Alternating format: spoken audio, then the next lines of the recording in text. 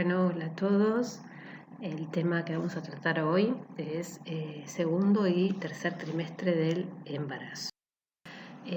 Acá en el segundo y el tercer trimestre del embarazo, a diferencia del primer trimestre, vamos a utilizar otros parámetros ecográficos para poder evaluar la edad gestacional. Es decir, vamos a hacer otras mediciones distintas a las del primer trimestre para poder saber de cuántas semanas estamos. Entonces, los parámetros que vamos a utilizar son 4. El primero es el diámetro biparietal, el segundo es la circunferencia cefálica. Esos dos parámetros se van a tomar en un corte que ahora después les voy a mostrar, que se hace sobre la cabeza fetal. El tercer parámetro que vamos a medir es el FL o la longitud femoral, que es el largo del fémur. Y el cuarto parámetro es el diámetro o la circunferencia abdominal, que también en un corte determinado vamos a medir el diámetro del abdomen. Con estas 4 mediciones vamos entonces a hacer un cálculo estimativo de la edad gestacional en el segundo y en el tercer trimestre. Entonces acá tenemos un corte de tipo transversal o axial que está pasando por la cabeza, y les estoy marcando toda la cabeza. El reborde que ven es la calota craneana, o sea, los huesos del cráneo, que se ven bien blancos y bien ecogénicos. Y este corte axial, que nosotros habitualmente utilizamos para medir las medidas a nivel para tomar las medidas a nivel de la cabeza, tiene la característica de estar pasando a nivel de estas dos estructuras que ustedes ven acá, que son los tálamos. ¿Sí? Fíjense que acá tenemos la línea media, también bien ecogénica, y tomamos entonces desde la tabla externa hasta la tabla interna de la calota craneana el diámetro biparietal. Y además vamos a hacer una circunferencia que rodea todo el perímetro de la calota, ¿sí? Por fuera de los huesos de la calota, y ahí vamos a obtener la circunferencia cefálica. Otro de los parámetros que dijimos que vamos a utilizar para calcular la edad gestacional es la circunferencia abdominal. La circunferencia abdominal también se toma en un corte de tipo transversal, pero es a nivel obviamente del abdomen fetal. Este es el abdomen fetal, les estoy marcando el contorno. Esta sería esta cavidad que ustedes ven acá, que es anecoica, sería el estómago fetal. Lo que vemos hacia la derecha es esta imagen que corresponde a un corte axial de una vértebra, o sea que sería la columna fetal, y hacia anterior tenemos el abdomen, ¿sí? Fíjense, de este lado tenemos el hígado, ¿sí? Y acá estamos viendo el seno portal. Bien, a nivel de este corte es que tomamos entonces la circunferencia del abdomen. Fíjense cómo entonces entre los cálipers se marca esta circunferencia, y esta a partir de cierta medición que nos va a dar en milímetros o en centímetros. El mismo equipo obviamente tiene tablas de medida que nos calculan a la cantidad de semanas que corresponde esa circunferencia. Cuarta y última medida, la longitud femoral. La longitud femoral se toma a nivel del muslo del feto, y uno lo que busca es el corte longitudinal, ¿sí?, del fémur. Esta estructura blanca ecogénica es el fémur, ¿sí? Y fíjense que tomamos la longitud desde un extremo hacia el otro extremo del fémur, y así obtenemos la longitud femoral. Es un parámetro muy confiable, ¿sí?, en el segundo y en el tercer trimestre. Acá tenemos un cuadrito para recordar fundamentalmente las 3 medidas que usamos. En este cuadrito vemos 4 imágenes, vamos a tomar nosotros 3 importantes. Primero, un corte transversal o axial, en el que observamos la calota craneana, de nuevo la línea media y los tálamos, ¿sí?, a nivel entonces de la calota podemos tomar el DBP y la circunferencia cefálica. Este sería un corte axial, pero a nivel del abdomen fetal. De nuevo, acá tenemos la columna, esta estructura está el estómago, acá tendríamos el seno portal, ¿sí? Esta sería parte anterior del abdomen, y nuevamente, si tomamos todo el contorno bien externo, vamos a tener la circunferencia abdominal. Y por último, nosotros como hueso largo, lo que tomamos es el fémur, que es esta estructura que tiene esta forma, así ecogénica, fíjense, alargada. Recuerden que este se toma en longitudinal, ¿sí? Y vamos a tomar desde un extremo hacia el otro la medida, y así vamos a obtener un cálculo de la edad gestacional, tanto en el segundo como en el tercer trimestre. Esto entonces a nosotros nos va a dar la pauta de cuántas semanas va a estar ese feto. Esto obviamente es muy importante para evaluar el crecimiento fetal, ¿sí? Bien, ¿para qué utilizamos la ecografía durante el segundo y el tercer trimestre del embarazo, además para hacer el cálculo de la edad gestacional? Bueno, nuevamente, si la paciente no tiene una ecografía anterior, la vamos a utilizar para evaluar la cantidad de fetos, ¿sí? O sea, podemos tener uno o más, según si el embarazo sea único o si el embarazo sea múltiple, ¿sí? Después vamos a evaluar la presentación, o sea, cómo está ubicado ese bebé.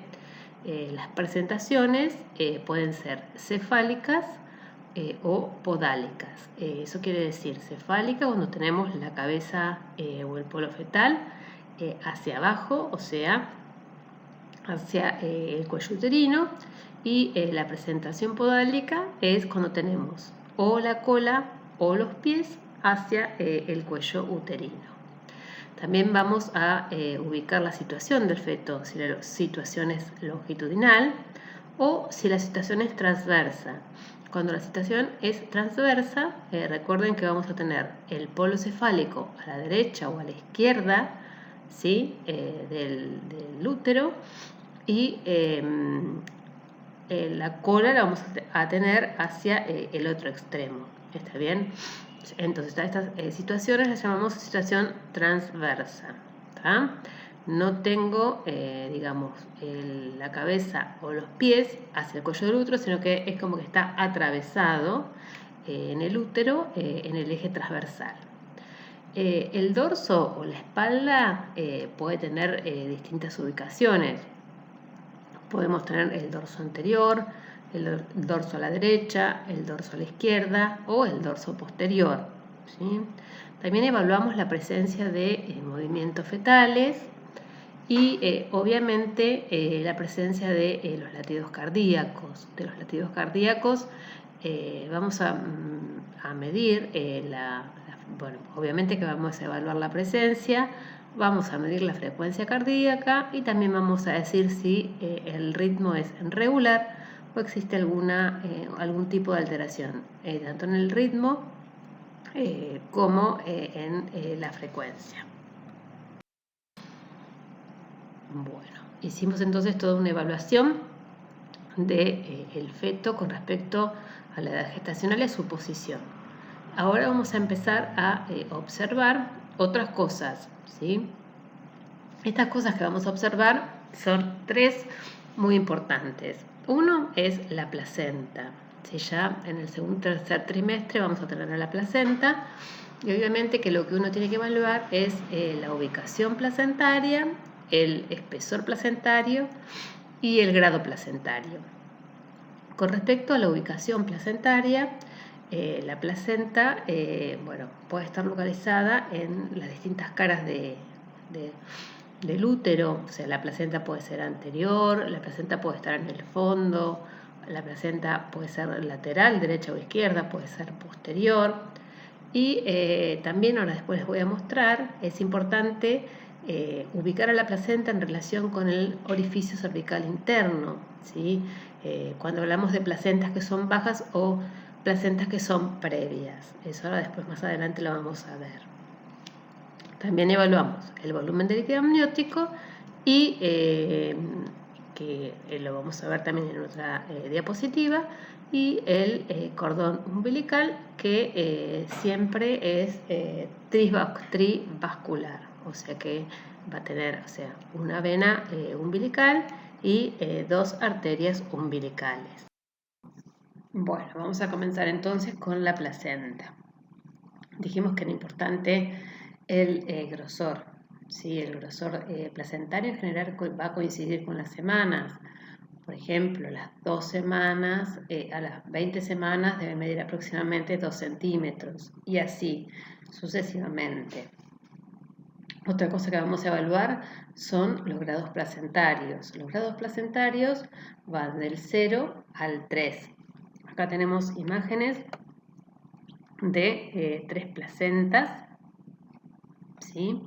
La placenta normalmente, bueno, esto es un corte, son cortes a nivel uterino, ¿sí? Del saco, donde estamos viendo el miometrio, que es gris, ¿sí? El líquido amniótico, que es anecoico negro, y miren la placenta, como al principio se ve bastante blanca o bastante ecogénica. Esto es normal, ¿sí? Es una placenta homogénea y es una placenta grado 0. En esta segunda imagen también estamos viendo lo mismo: líquido amniótico, miometrio, placenta, ¿sí? Acá estamos observando una placenta que ya se comienza a tornar un poquitito más hipoecoica y contiene en la cara, a nivel de la cara fetal, empezamos a observar algunas ecogenicidades mayores, ¿sí? Está un poquitito más ecogénica en esta porción. Después tenemos placentas que se siguen evolucionando y que presentan, tanto en la cara fetal como en la cara parietal, o sea, la que está en contacto con el miometrio. Fíjense que todo esto es la placenta. También presentan estas imágenes ecogénicas. También en las placentas grado 2 aparecen, que acá no se ven, algunas imágenes anecoicas, ¿sí? Que son lagos placentarios. Y esta última, donde acá vemos miometrio y acá vemos la placenta y acá el líquido amniótico, fíjense cómo se ven bien ecogénicos ya y conforman los cotiledones placentarios. A esta nosotros la llamamos placenta grado 3. Es variable el grado placentario en relación con las semanas de edad gestacional, y no todos los embarazos es igual. Algunos embarazos tal vez al principio son grado 0 y grado 1 y permanecen grado 1 hasta el final. Sí, otras al término son grado 2 y bueno, otras van avanzando y al embarazo, digamos, durante el último trimestre ya son en grado 3. Lo importante es que la placenta no debería ser grado 3 antes de las 34 semanas, porque en muchos pacientes la placenta grado 3 antes de esta edad gestacional pueden provocar insuficiencia placentaria y no permitir que el feto crezca todo lo que debería crecer. O sea que podrían no ser placentas suficientes como para permitir el crecimiento de ese bebé.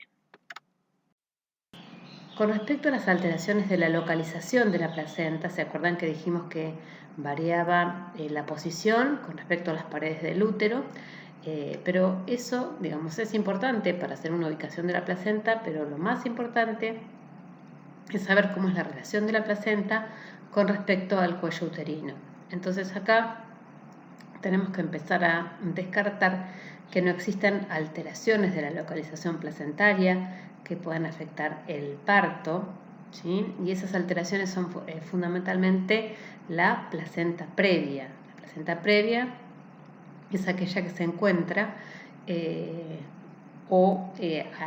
tomando contacto con el orificio cervical interno o que directamente cubre, ¿sí?, el orificio cervical interno, o sea que la placenta que se encuentra bien baja, apoyada sobre el canal cervical y obviamente sobre el orificio cervical interno. Vamos a ver algunos ejemplos. ejemplo, en esta imagen, donde observamos, bueno, el útero, este es el cuello uterino, ¿sí? Este es el líquido amniótico, y miren la placenta, que es esta estructura bastante ecogénica, que tiene algunos lagos, como está completamente ubicada sobre el cuello uterino y sobre, por lo tanto, el canal endocervical. Por lo tanto, esta es una placenta previa, lo mismo que esta. En este corte estamos observando el miometrio hipocoico, ecogénica la placenta. Acá estamos mostrando el cuello uterino y fíjense cómo la placenta sobrepasa el cuello uterino, el orificio cervical interno obviamente, y es una placenta previa.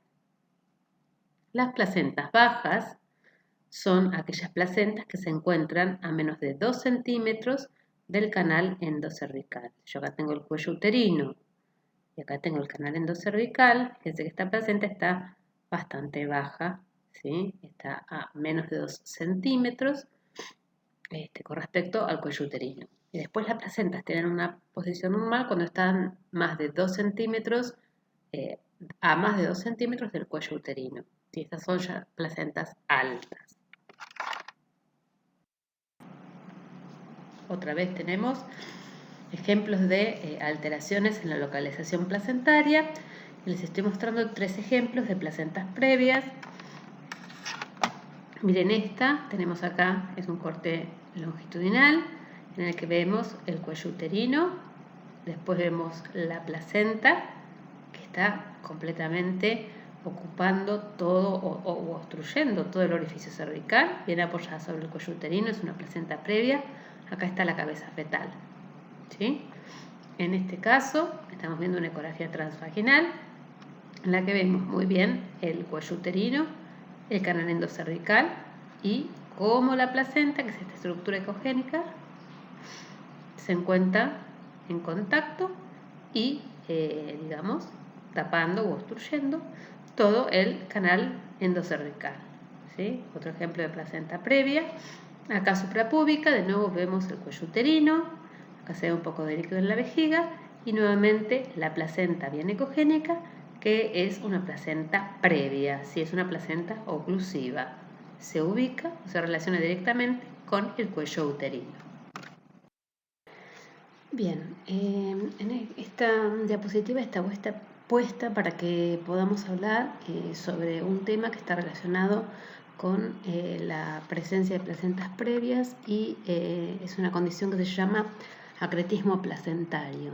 El acretismo placentario sería una adherencia normal de la placenta al miometrio y en general se asocia con la presencia de placentas previas y con también la presencia de antecedentes de cesáreas previas o cesáreas anteriores.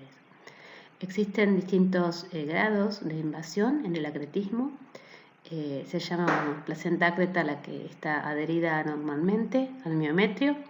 La placenta íncreta es la que es mucho más profunda y se ocupa la mayoría del miometrio.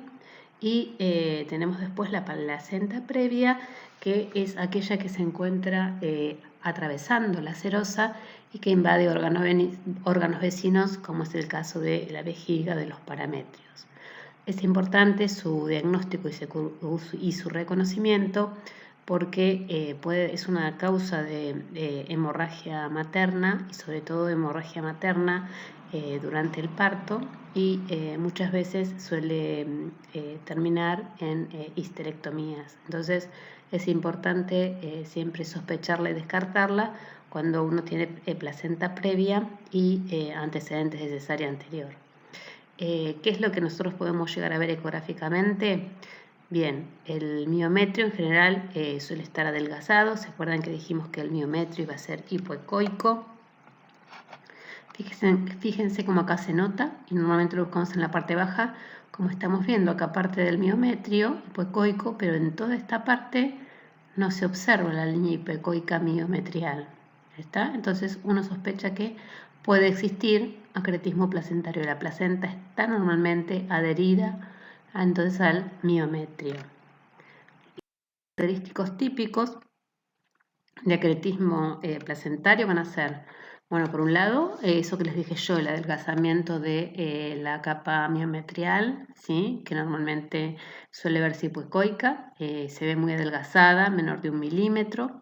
Y después otros elementos son la presencia de lagos placentarios prominentes, que son imágenes anecoicas que están en la placenta. Cuando es en la zona en las que uno sospecha la presencia de acretismo, suele haber lagos placentarios abundantes, ¿sí? Bueno, obviamente el espacio disminuido. Eh, Cuando uno sospecha que ya la invasión es profunda, o sea que hay una placenta percreta, atraviesa el miometrio y obviamente suele llegar hacia la vejiga.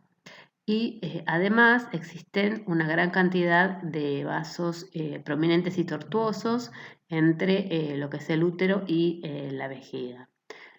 Todas estas, digamos, estos hallazgos hacen sospechar que estamos frente a un acretismo placentario. Bien, otras alteraciones que se pueden presentar en relación con la placenta durante el segundo y el tercer trimestre son los desprendimientos y hematomas placentarios. Obviamente que las pacientes van a presentarse con una hemorragia, con un sangrado, y los desprendimientos, si bien existen más tipos de desprendimientos, los más comunes de visualizar son dos. Uno son los retroplacentarios, que son aquellos en los que el hematoma o el desprendimiento se produce por detrás de la placenta, como vemos acá en esta imagen, donde observamos la placenta y que por detrás de la misma existe toda esta imagen, que en este caso es blanca, casi como la placenta, porque la hemorragia es aguda, o sea que en un inicio la hemorragia, cuando hay coágulos, la vamos a hacer ver así, bien hiperecoica, a medida que va pasando el tiempo y la sangre va cambiando y se va organizando. Cambia el aspecto ecográfico del coágulo, ya no se va a ver tan ecogénico como al principio, sino que va a empezar a ser más hipoecoico y hasta volverse anecoico, pero eso es a lo largo del tiempo. Y el segundo tipo es el desprendimiento o hemorragia subcoriónica subcorial, o sea, es el que se produce por debajo de la membrana coriónica. Lo encontramos en relación con algunos de los extremos o los polos de la placenta, ya sea el polo superior o el polo inferior, ¿sí? Está por debajo de la membrana coriamniótica. En general son imágenes semilunares, sí, hipoecoicas, heterogéneas y que también a lo largo del tiempo y con los distintos cambios que se producen a nivel del hematoma, la sangre va a ir virando y esto se va a tornar cada vez más anecoicos. Pero la forma típica es de semilunar e hipoecoica cuando la hemorragia es subcoriónica y recuerden que está ubicado por debajo de la membrana coriamniótica y hacia los extremos placentarios. Bueno, cambiamos de elemento que evaluamos y en este caso es importante también hacer una evaluación del volumen de líquido amniótico. Si bien en general la evaluación del líquido amniótico es subjetiva, existen distintos métodos para medir la cantidad de líquido amniótico y uno de los más utilizados es el índice de Phelan, que consiste en dividir a la panza, digamos, de la embarazada y el útero gestante en 4 cuadrantes por 2 líneas que se unen a nivel umbilical. Entonces vamos a tener 2 cuadrantes, 2 superiores y 2 inferiores, y vamos a buscar en cada uno de esos cuadrantes los bolsillos más prominentes del líquido amniótico y vamos a tomar su diámetro antero-posterior y los vamos a sumar. ¿Sí? Esa suma nos va a dar un número en centímetros y la cantidad de líquido amniótico va a ser normal cuando encontremos entre 8 y 20 centímetros de líquido amniótico. ¿Cuáles serían las variantes anormales o, digamos, cuándo consideramos que el líquido amniótico es anormal? Cuando tenemos menos de 8 centímetros hablamos de oligoamnios, es decir, de líquido amniótico disminuido. Y cuando tenemos más de 20 centímetros, hablamos de polidramnios, o sea, de la presencia de líquido amniótico aumentado. Bien, cuando uno encuentra una paciente que tiene poco líquido amniótico o menos de lo esperado, obviamente que uno va a empezar a pensar las razones por las cuales puede presentar este líquido amniótico disminuido. Bueno, algunas de las pacientes pueden presentarse con el antecedente de que perdió líquido, ¿sí? Entonces ahí lo que uno puede sospechar es que la paciente tiene una ruptura de membranas y por lo tanto por eso se produjo la disminución del líquido amniótico. La paciente lo está perdiendo y por eso es que tenemos menos líquido. Pero existen muchas otras pacientes que vienen a la consulta sin pérdidas de líquido amniótico y como un hallazgo uno encuentra el líquido disminuido y entonces ahí siempre uno tiene que empezar a pensar a ver si existen causas a nivel materno o a nivel fetal que lo puedan justificar. Las causas a nivel materno serían la hipertensión arterial, la insuficiencia placentaria o también el uso o consumo de ciertas drogas. Y las causas fetales, podríamos pensar en trastornos de tipo cromosómicos, en malformaciones fetales a nivel de la vía urinaria o renales. Recuerden que parte de la producción del líquido amniótico depende de la orina fetal, ¿sí? Entonces todas las afecciones de la vía urinaria de los riñones pueden asociarse con oligoamnios. La presencia de ciertas infecciones fetales, como es el citomegalovirus. Cuando estamos frente a un retraso en el crecimiento intrauterino, que eso más adelante vamos a hablar, o en las gestas cronológicamente prolongadas, o sea, aquellas que van más allá de las 41 semanas. ¿Sí? Todo esto puede asociarse entonces a oligoamnios. Y en el otro extremo tenemos al polidramnios, o sea, la presencia de un líquido amniótico abundante, mayor de lo normal. Y acá de nuevo también tenemos que pensar en causas maternas o en causas fetales. En el caso de causas maternas tenemos a la diabetes gestacional, que es una de las causas más comunes. Y después tenemos otras condiciones que tienen que ver más con el feto, como es la presencia de distintas malformaciones, sobre todo el tracto digestivo. Recuerden que normalmente también el bebé deglute el líquido amniótico y si obviamente tiene algún tipo de malformación y no lo puede deglutir, ese líquido amniótico va a estar aumentado. En las malformaciones del sistema nervioso y algunas anomalías de la cara fetal como son el labio leporino. Cuando hay embarazos múltiples puede haber riesgos de que en alguno de los, de los gemelos o de esos fetos existan aumentos de líquido amniótico y en el otro disminuciones.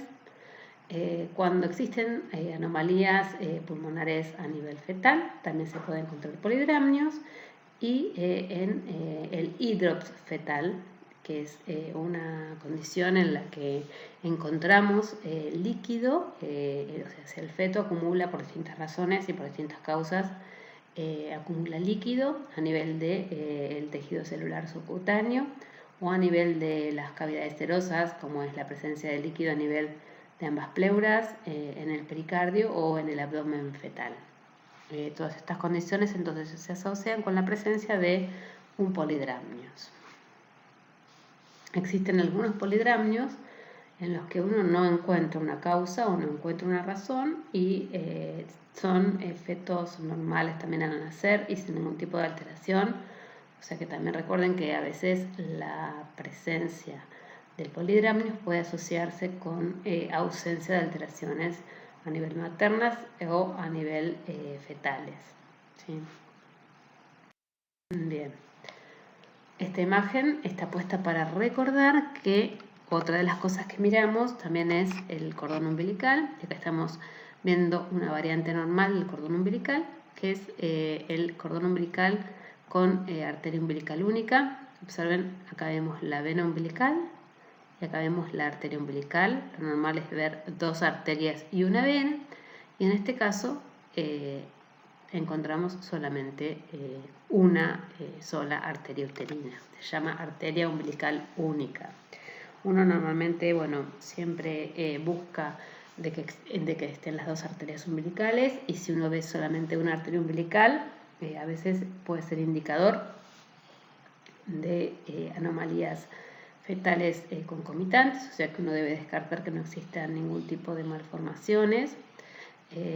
Tienen que seguirse muy de cerca estos embarazos, porque a veces también pueden provocar trastornos o retardos en el crecimiento intrauterino, y otras veces son gestaciones que llegan al término normal y que no se asocian a ningún tipo de alteraciones.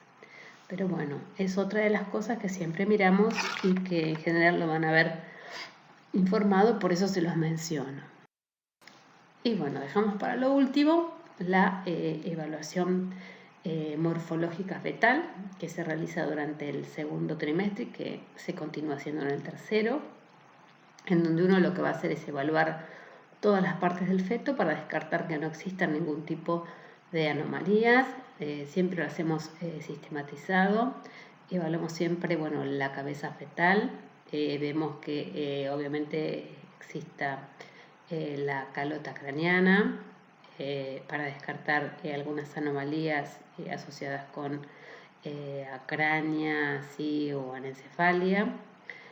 También evaluamos, bueno, lo que dijimos, la estructura de la línea media, que no existan anomalías a nivel de la fosa posterior, que no tengamos ningún tipo de alteración intracraniana, ¿sí? También descartamos o observamos que no tenga dilatación del sistema ventricular, o que no exista la presencia de ninguna herniación de contenido craneano, ya sea de líquido cefalorraquídeo o de parte del cráneo, que son los encefaloceles, ¿sí? Bueno, eso digamos es algunas de las cosas que descartamos a nivel de la cabeza fetal.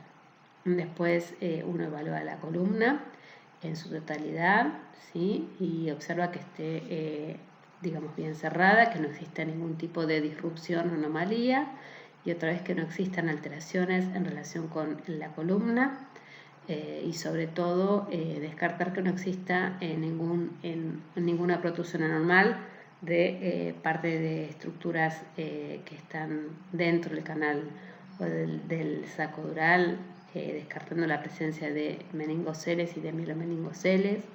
También evaluamos el tórax, y a nivel del tórax hacemos una evaluación del corazón, buscando fundamentalmente, bueno, la presencia de las 4 cámaras cardíacas, que eso sería lo más grosero. Si bien después existen otras estructuras que uno debe mirar, es bastante específico, pero bueno, se evalúan básicamente las 4 cavidades, y la presencia de parénquima pulmonar normal, que generalmente es bastante ecogénico el pulmón fetal, y bueno, y eso es normal, y uno busca descartar anomalías o patologías a nivel del tórax y de los pulmones también.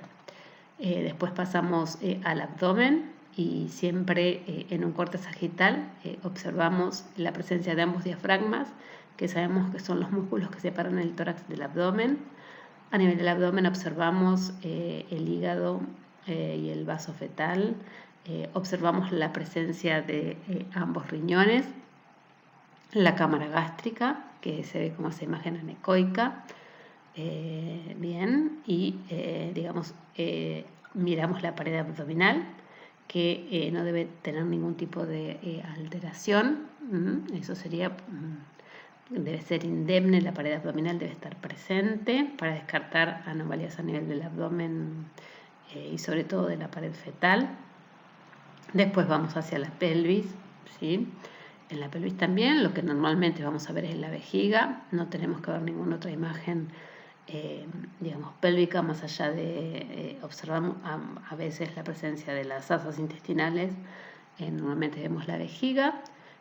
Siempre evaluamos la presencia de ambos miembros, superiores e inferiores, ambos brazos, manos y piernas y pie. Y bueno, y obviamente que durante el segundo trimestre también uno puede ver con mejor exactitud el sexo fetal.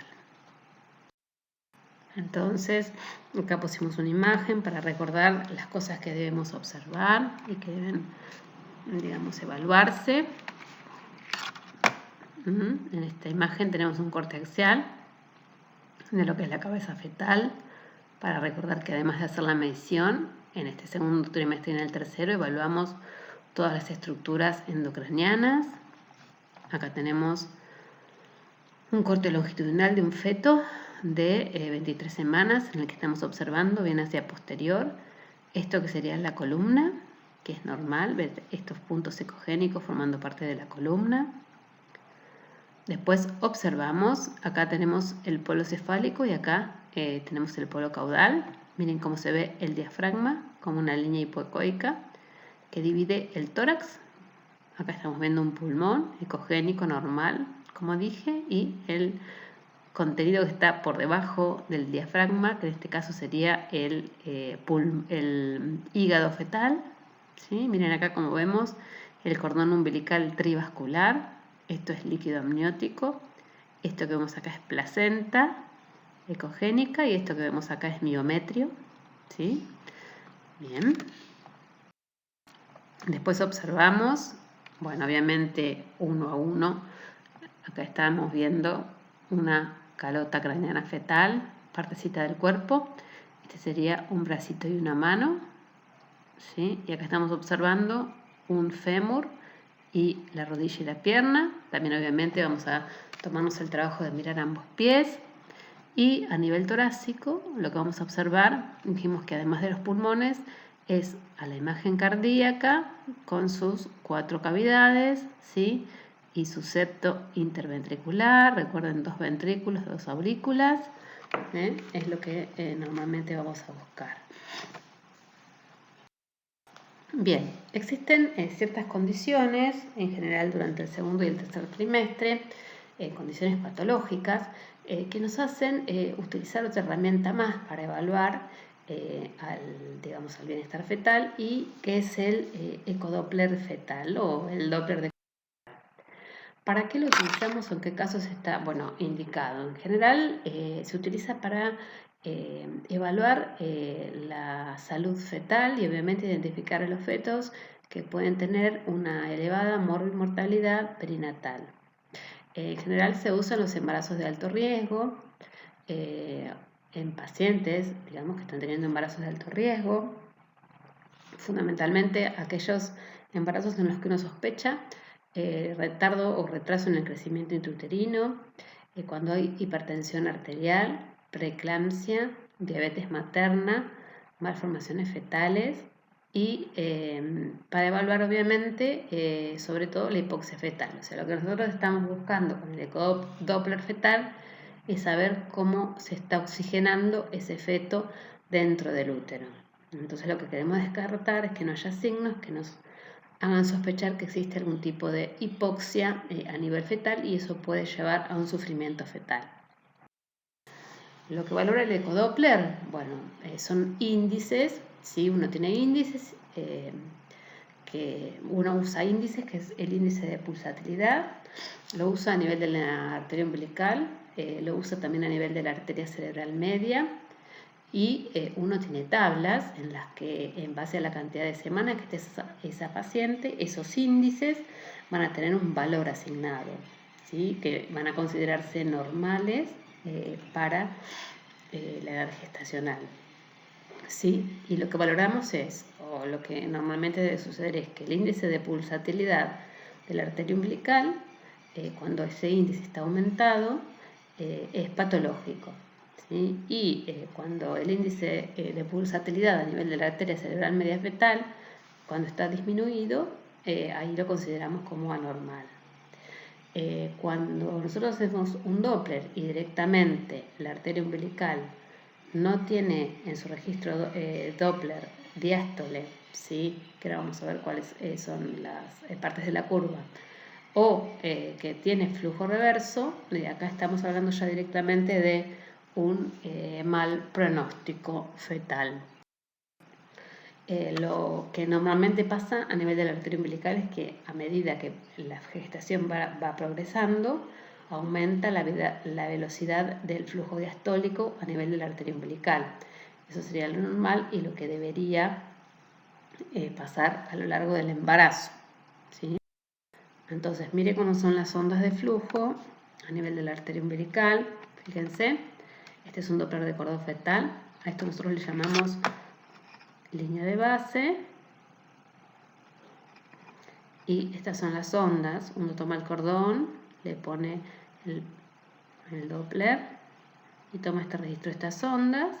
Este es el pico sistólico y este es el pico diastólico. Fíjense que acá tenemos un pico diastólico alto.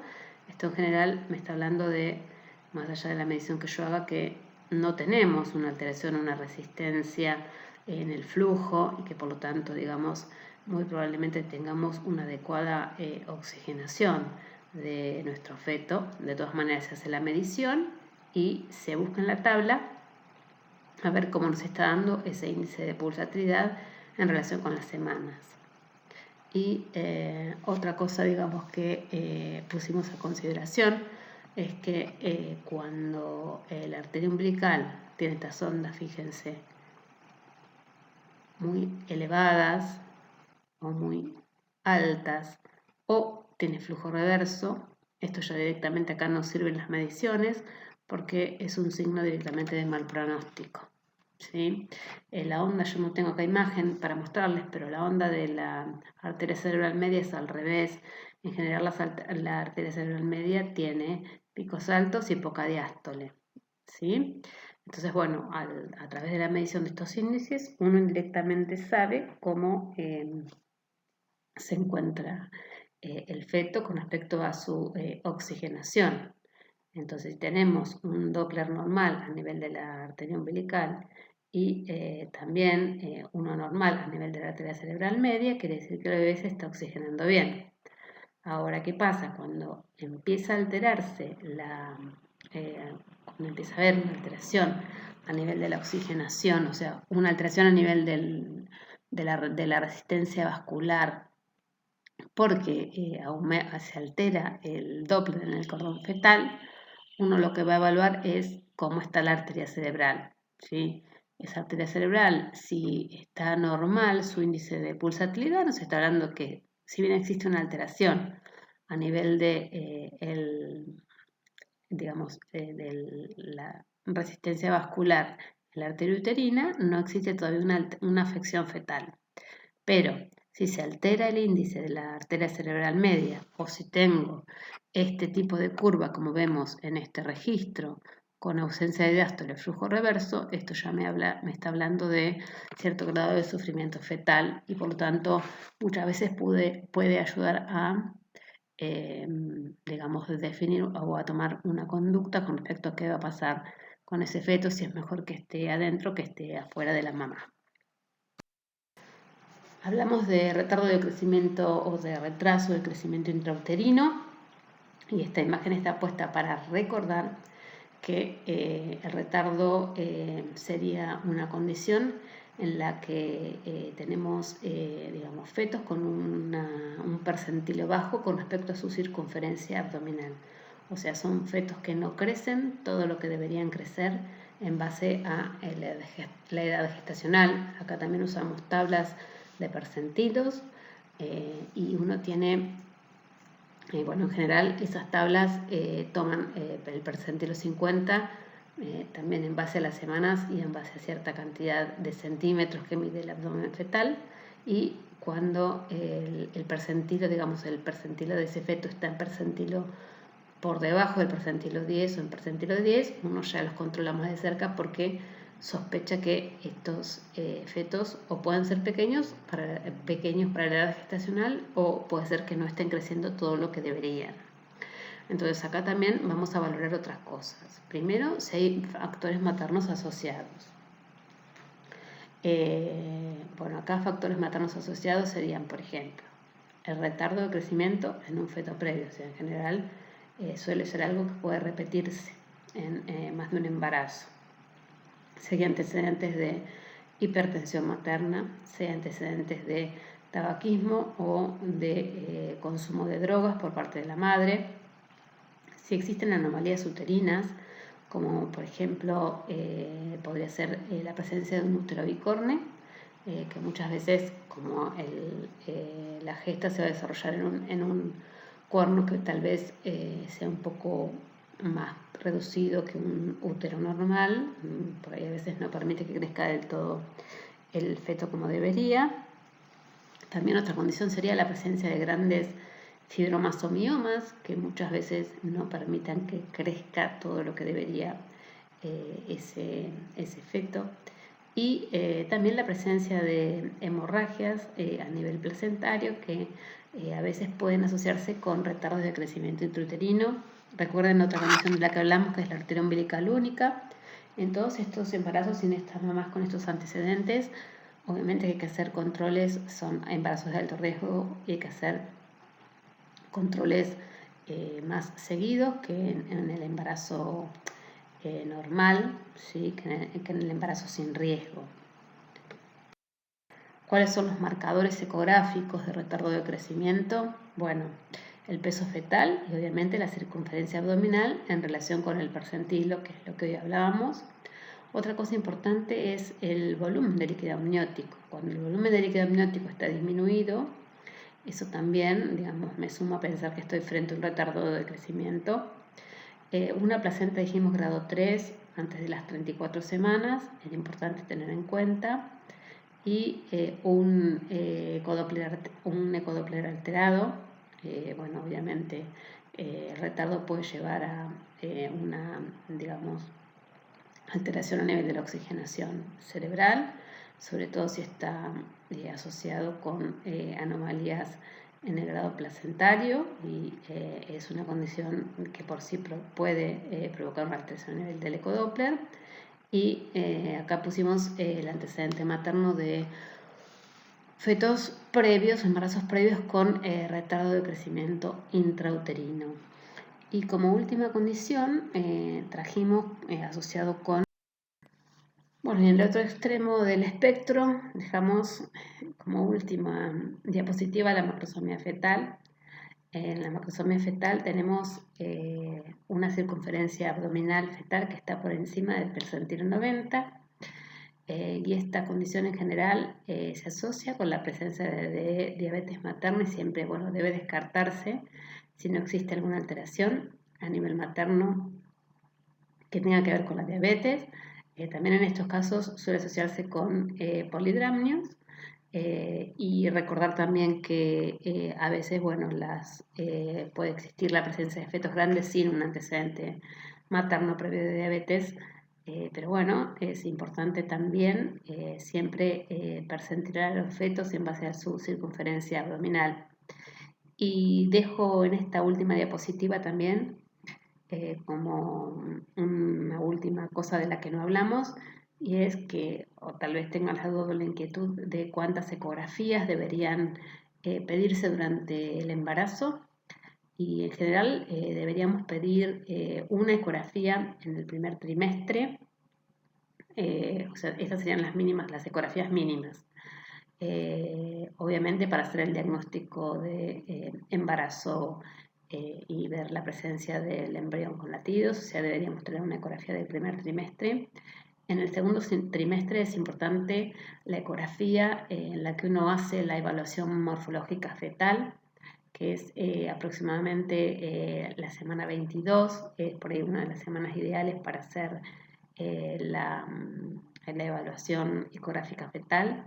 Cuando tengan la posibilidad, recuerden también que en la semana, entre las semanas 22, 24, 25, estaría muy bueno que se pueda hacer un ecocardio fetal, que esas son ecografías realizadas por especialistas cardiólogos que se dedican a hacer el ecocardio fetal y que con eso se descartan anomalías a nivel cardiovascular, y esto es muy importante para detectar todos aquellos fetos que deban tener un seguimiento especial o deban tener que hacerse una cesárea en centros especializados por el tipo de patología que que tienen, por lo tanto sería importante poder realizarle a las embarazadas un ecocardio fetal.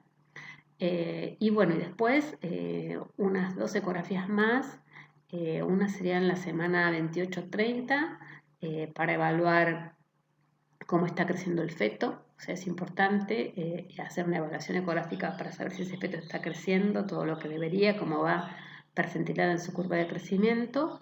Y una última ecografía más cercana al término para evaluar el peso fetal, el líquido amniótico, ver en ese tercer trimestre cómo está también todo el feto y también hacer una evaluación placentaria. Bueno, espero que les haya servido todo lo que hablamos hoy y estoy a su disposición para que me hagan preguntas o me consulten si tienen alguna duda y nos vemos en la próxima clase. Les dejo un beso.